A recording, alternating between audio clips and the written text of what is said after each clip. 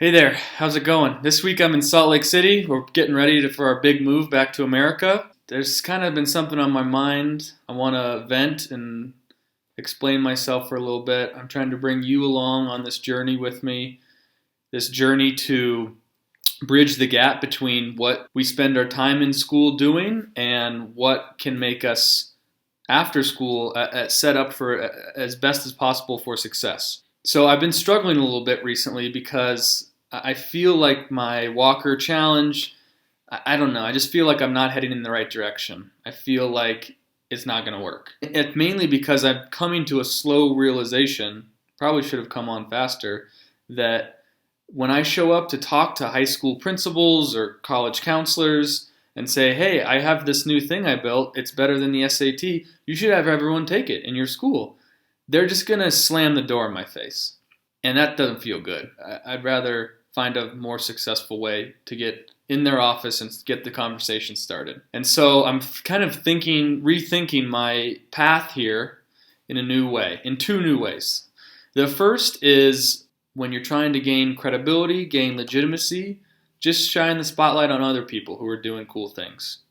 It's amazing how if you are kind of the disperser of information, how you can, even if you know nothing about the subject, you can become an expert because you're the source of interesting things. So what I want to do is find people who are taking risks in the educational world, in school, doing bold things, advancing new ideas, be them teachers or administrators or students or business people, and interview them and ask them how they got to where they are. How did they come up with their ideas? Why did they believe in this? And where do they want to go?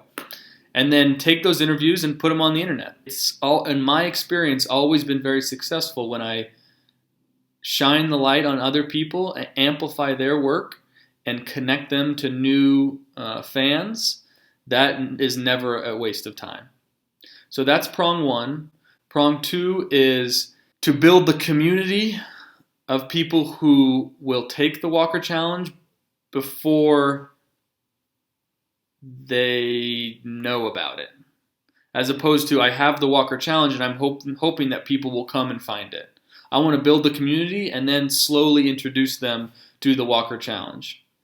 And the way I think I can maybe do that is to go to high schools or just find people and say, hey, here's a golden ticket.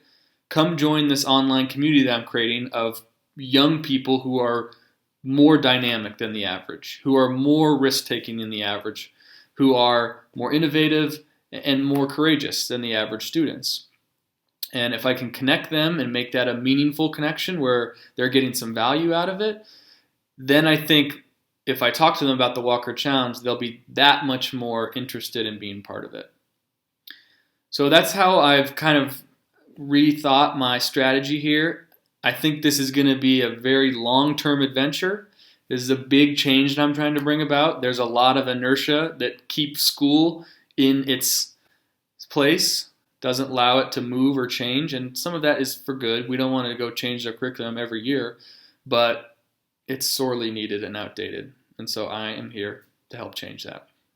Thanks for watching. If you want to get in touch with me, if you want to follow along, subscribe, the emails in the notes. Have a fantastic weekend, and hopefully I will post another video next week. See ya.